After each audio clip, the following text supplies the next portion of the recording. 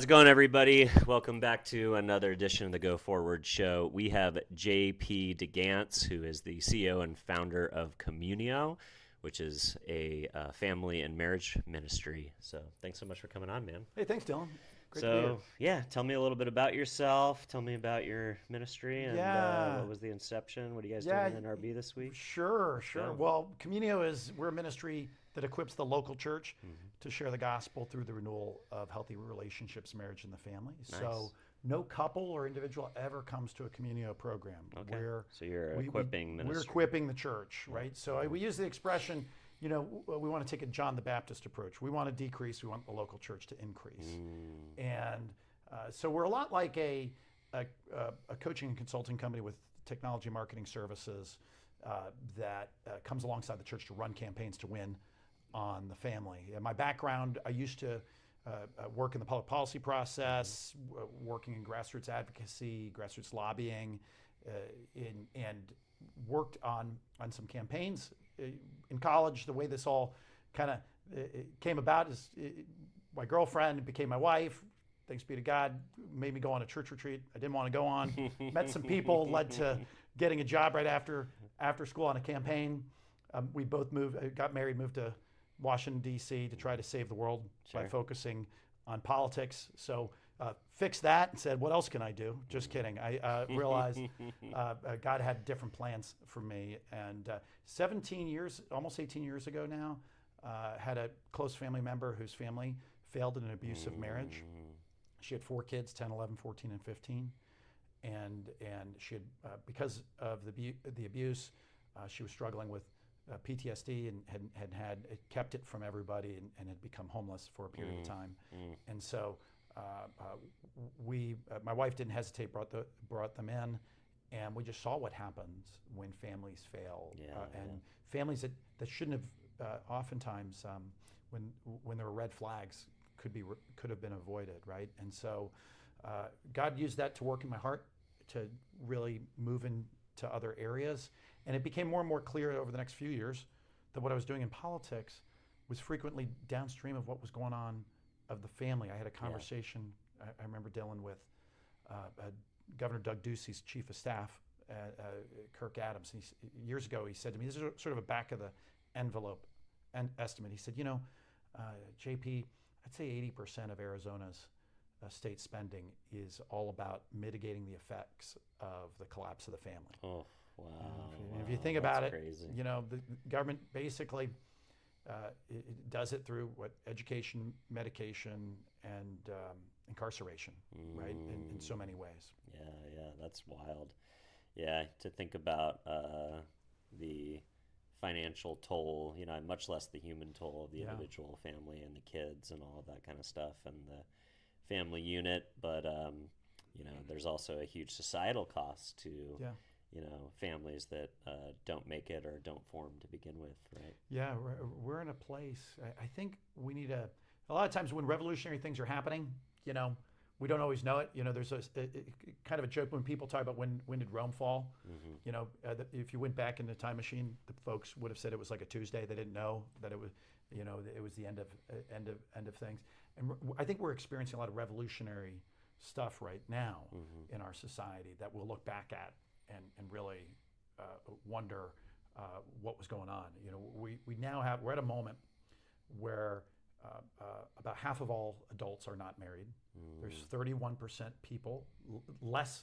there are 31% less marriages happening now than in the year 2000, and there are 65% less marriages now than in the year 1970, right?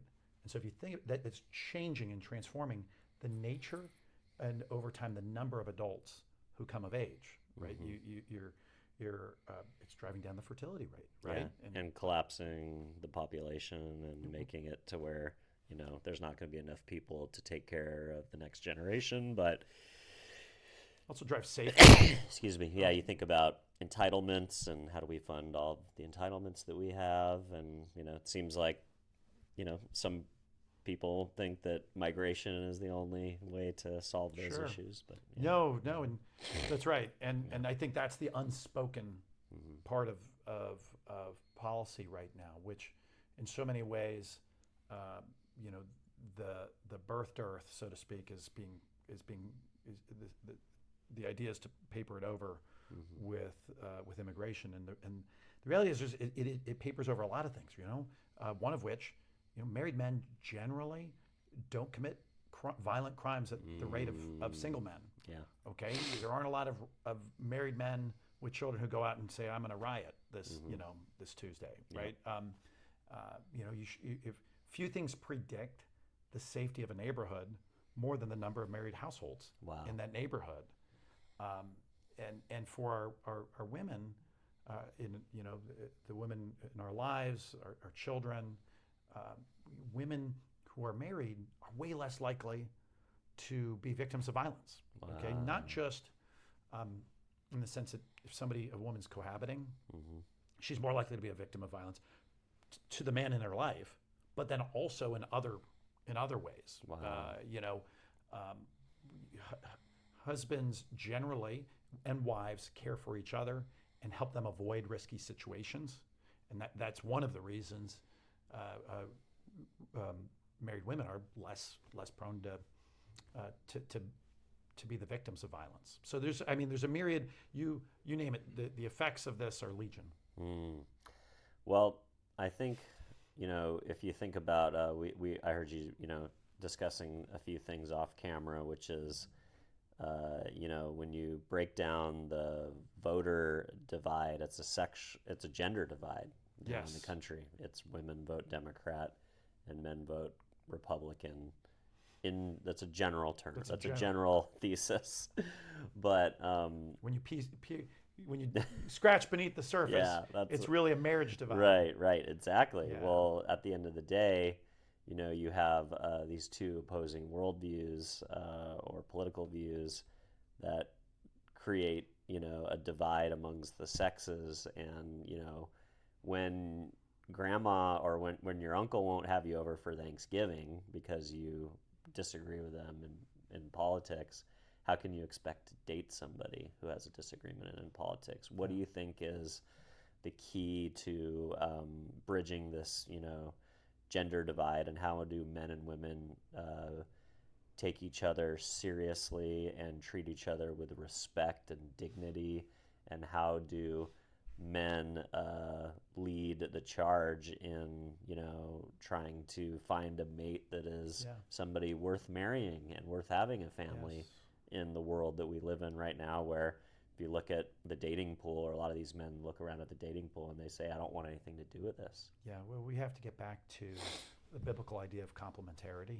Okay, I think over the last 20 years, what's accelerated is a us versus them dialectic between the sexes, and that's is all, you could put a line in the sand, and the advent of second wave feminism, which in many ways sought to blur the differences between and dissolve the differences between men and women, and disrupt the idea of what is the human person, and now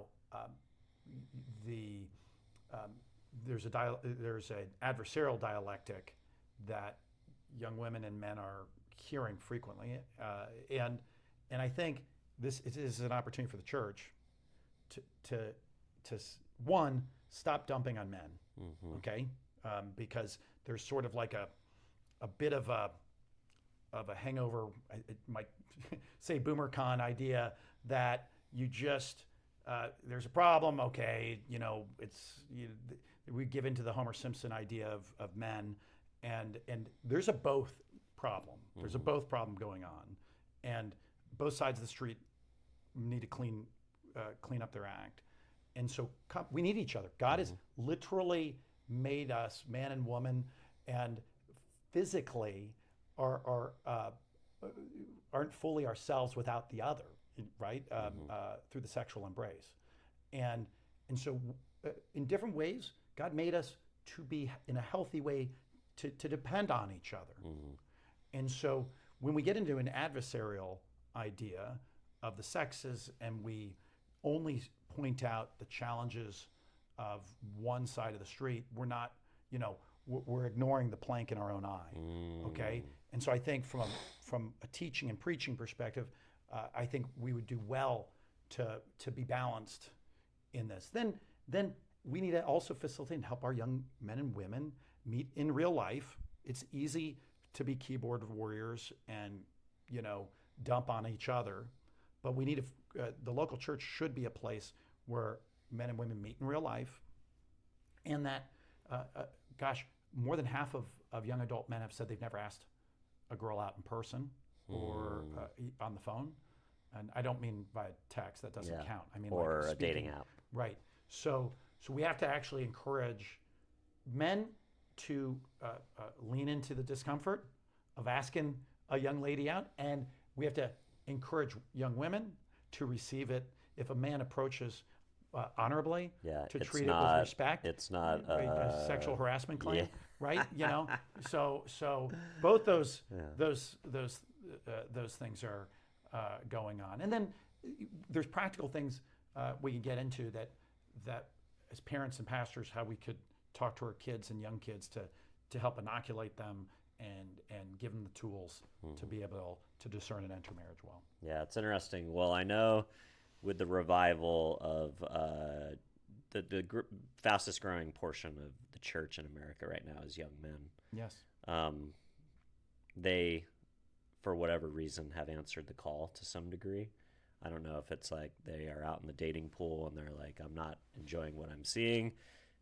I need to go to target rich environments where there are women worth dating, whether that's young Republicans or, the church, or places where, a yoga class maybe is where they think they might be, somewhere other than, than the bar or on Tinder.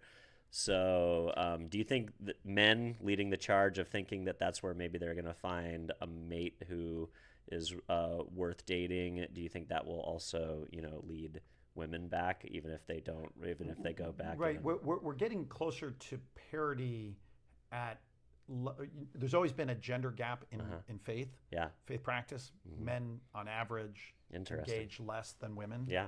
Okay.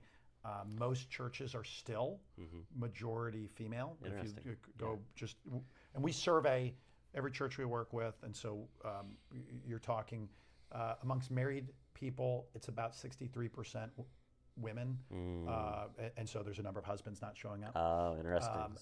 On average, across generations, right? So then when you zoom in to the youngest generations, men are showing signs of engaging at levels they've never engaged before. Wow. So they're showing up, and they're getting closer to parity levels where young women typically are. Mm-hmm. So the question, I think, why is it like what's going on with that? Like, I and those are a variety of your theories are worth exploring. I think one that I throw in with it is I think we're getting to the point of cultural and social exhaustion of the poetic life, and this is I'm borrowing heavily from Carl Trueman and his great work, The Rise and Triumph of the Modern Self, which is this idea of a life where purpose is found inwardly, because the world, it's sort of the existential dilemma. The world is meaningless. Mm-hmm. It's just raw material.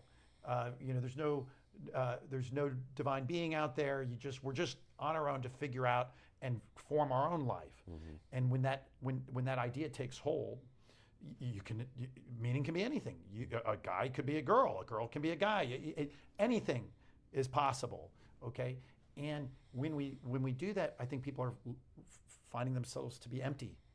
Because that's not where God's given us a purpose, and it's not that. It's not to go, paint our own, chart our own adventure in that sense. And so I think men, the desire there is getting into going back to a mimetic life. This idea of purpose being found externally, the hero's journey, going out, and typically men and women would find their great purpose in living a sacrificial life of love, grounded in marriage, family, and faith, right? Yeah, for each Those other. Those are great goods, enduring goods outside of ourselves that are more important than ourselves. And so the ancients would laugh if we were sat there and say, well, if they sat down and watched the movie Eat, Pray, Love, or or listened to some other postmodern claptrap about happiness. The transformational travel trend. Yeah, you don't find happiness. Go on a trip. Going to find happiness on as like that's the journey. No. Happiness is a byproduct of a life well lived, of purpose. Yeah. That's and I think men are getting. I think that's the fundamental psychological driver that we're seeing. And I think it's a great thing. I love it. All right, you talked a little bit about your organization and how you actually deploy things. You guys are an equipper versus a someone that touches the consumer directly, so to speak, in church empowerment. And you mentioned technology and marketing. Can you talk a little bit about how you guys leverage things like AI to accelerate your organization? Are you an AI optimist? Are you an AI skeptic? Do you see AI playing a part in helping ministries do their jobs better? Yeah. Look, we are utilizing AI right now in our software platform, and helping to answer questions and helping to solve, help someone who's working at a church get to where they need to go in ministry. With that, taking a step back, it might help to when a church works with us right now. They sign a partnership. They get access to our software and learning management system, and we're taking them through what we call the data-informed full circle relationship ministry. It's our coaching methodology.